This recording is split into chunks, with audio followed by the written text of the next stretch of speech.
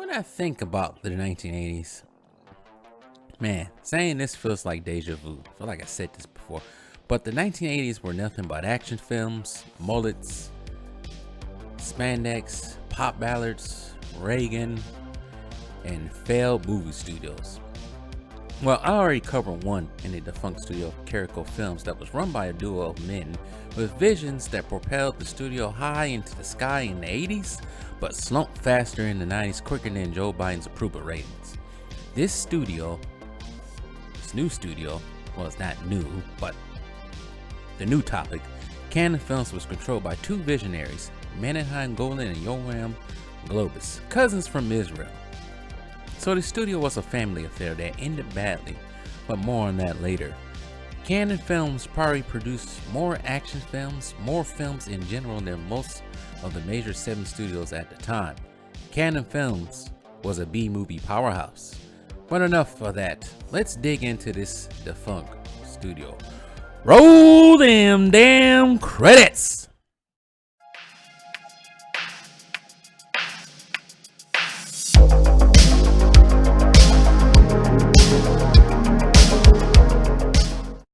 Now, Canon Films wasn't the brainchild of Globus and Golan. It was the brainchild of Dennis Friedland and Chris Dewey, 20-something-year-olds with a vision of their own. In the fall of 1967, the two would form the studio we would call Canon Films. Their success was immediate by producing English language versions of Swedish soft porn, but by the 1970s they began to produce bigger productions such as the 1970 American drama Joe, starring Young Frankenstein, and Everyone Loves Raymond star Peter Boyle. The duo made a budget of producing films of $300,000 per picture or less. Joe's budget was $106,000 but made $26 million at the box office. The studio would face a downturn even after that success, mainly due to unsuccessful films that drained the studio's money train and money trees, as you would call it. And it always seems to happen, doesn't it? Plus, changes to the film production tax laws didn't help the studio's stock price. By 1979, Friedland and Dewey had to cut losses and sell Canon. Who did they sell it to? Well, we already discussed their names. They would sell it to the Israeli cousins Menahem Golan and Golan-Globus for $500,000. Canon Films was about to head in a direction that the previous owners couldn't even imagine.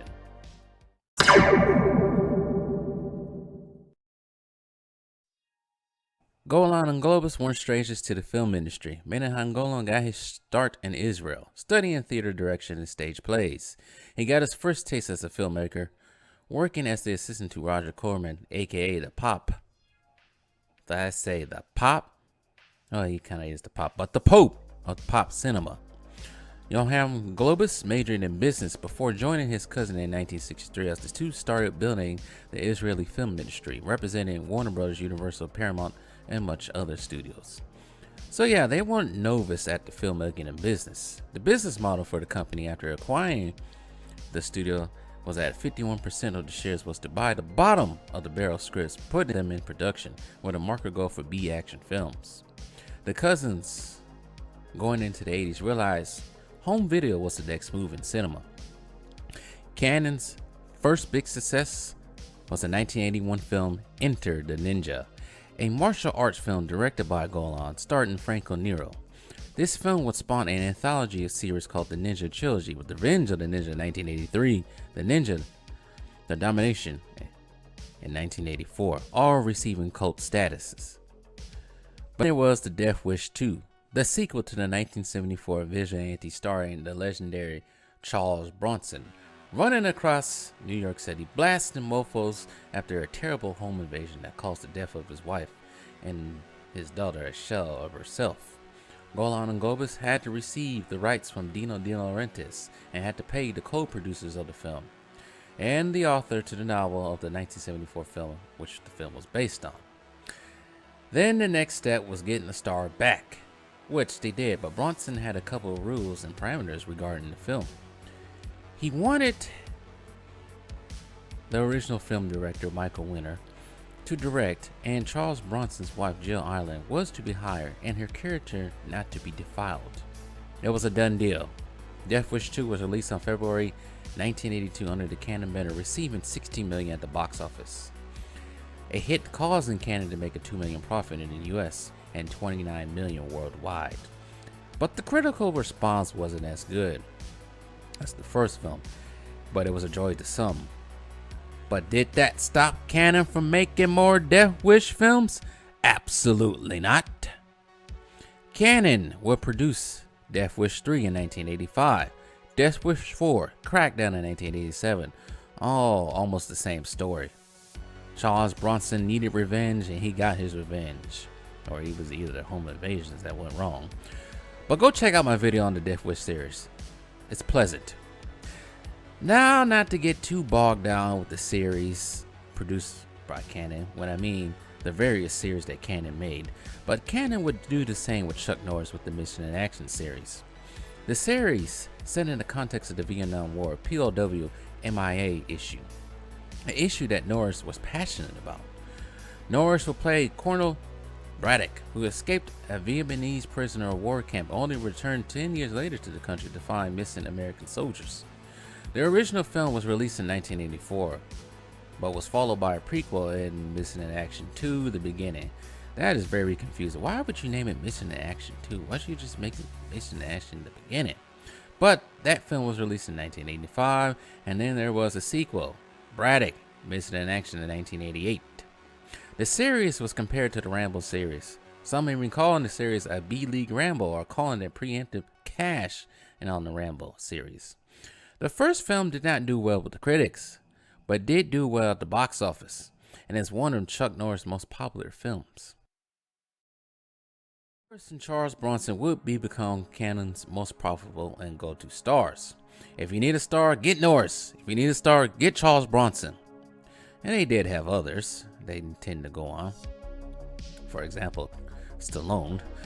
Now, the studio was just in action films, but the studio did produce science fiction films like Life Force.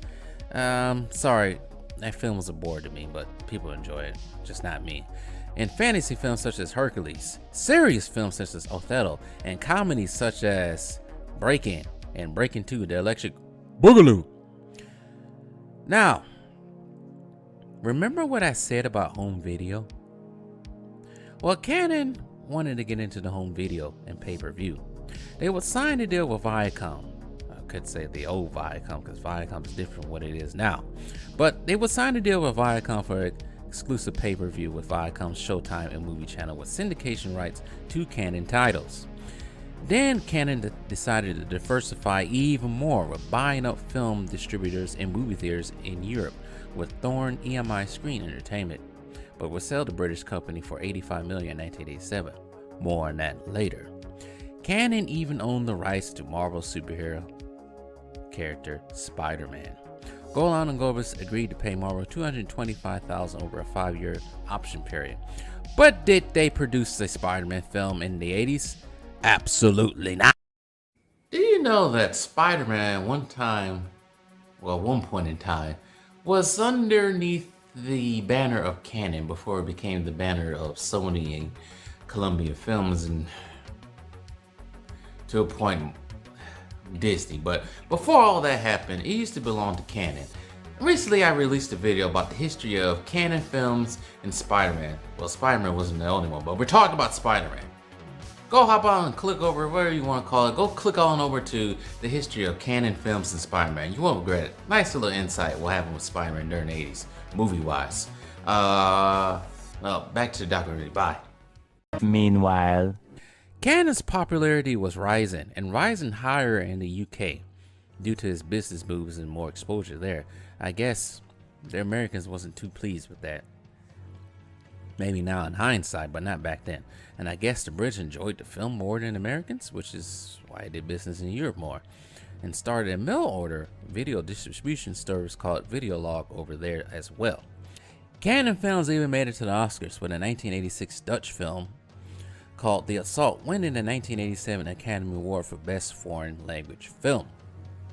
But like every defunct studio company, they always tend to extend themselves, always busting their britches.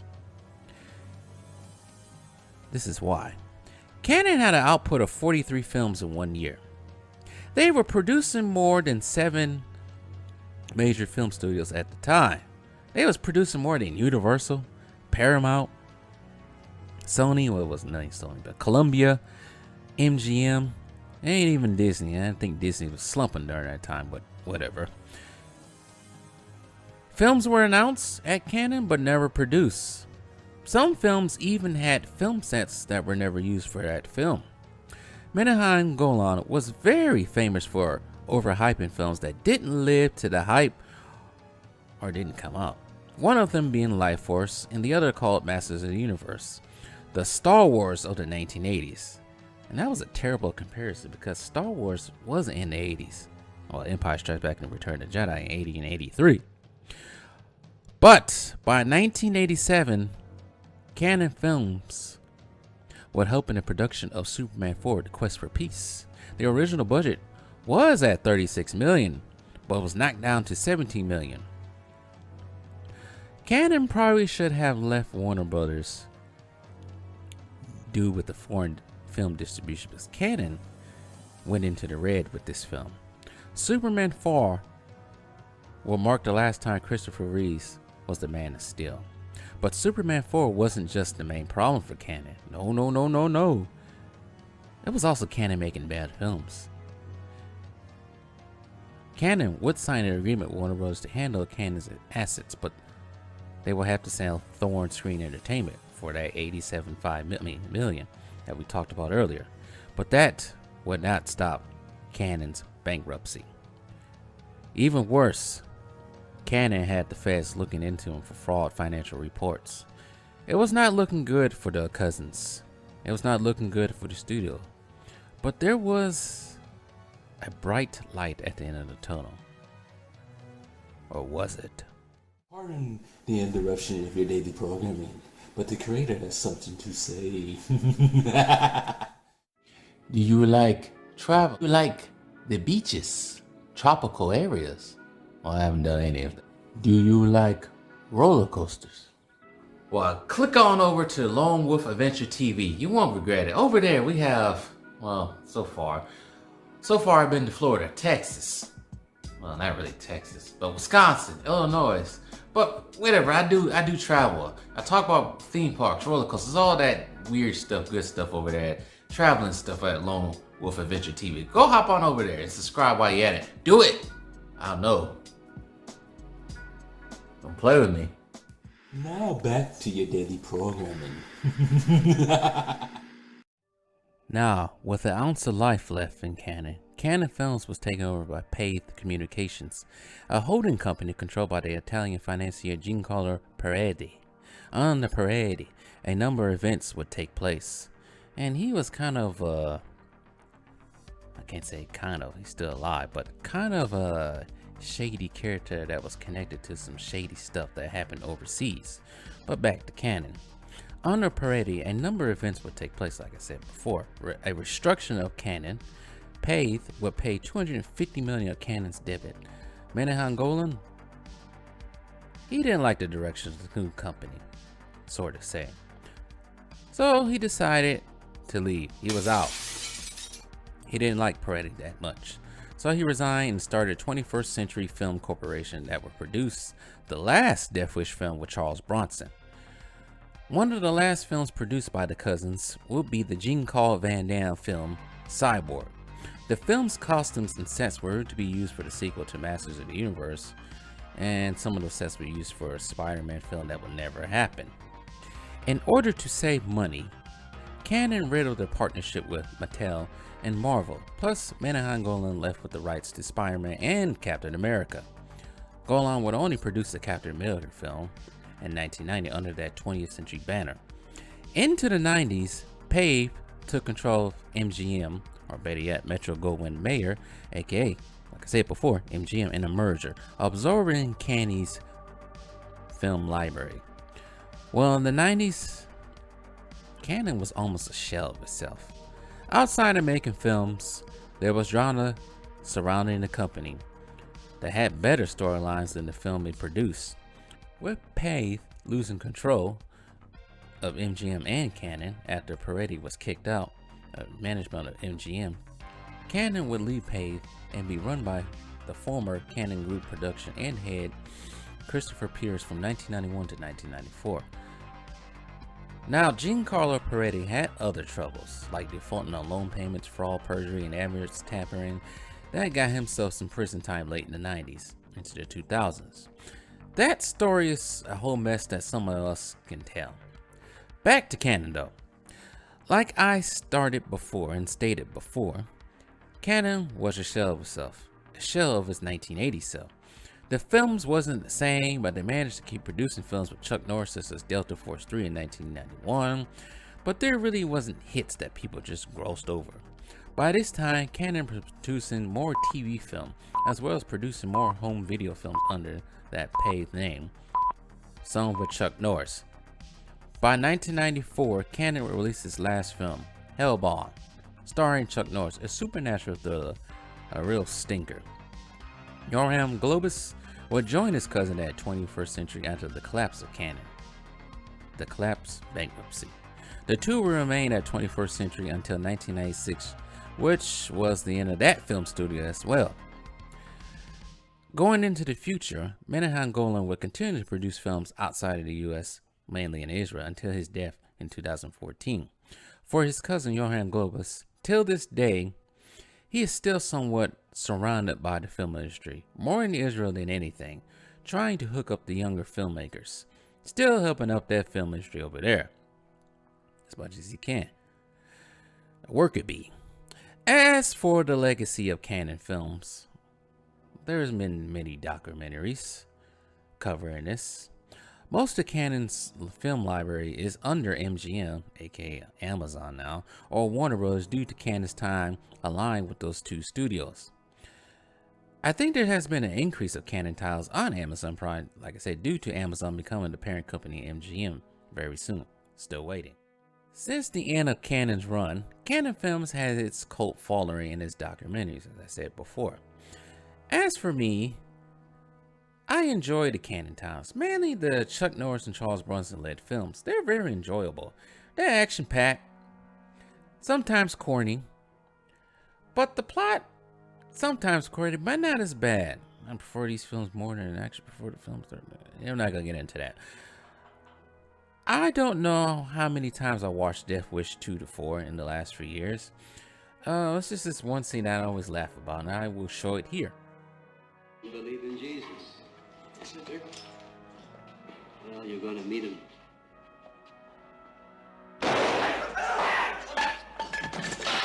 I think for the most, Cannon earned that right to have his legacy intact. Making fun films will actually do that.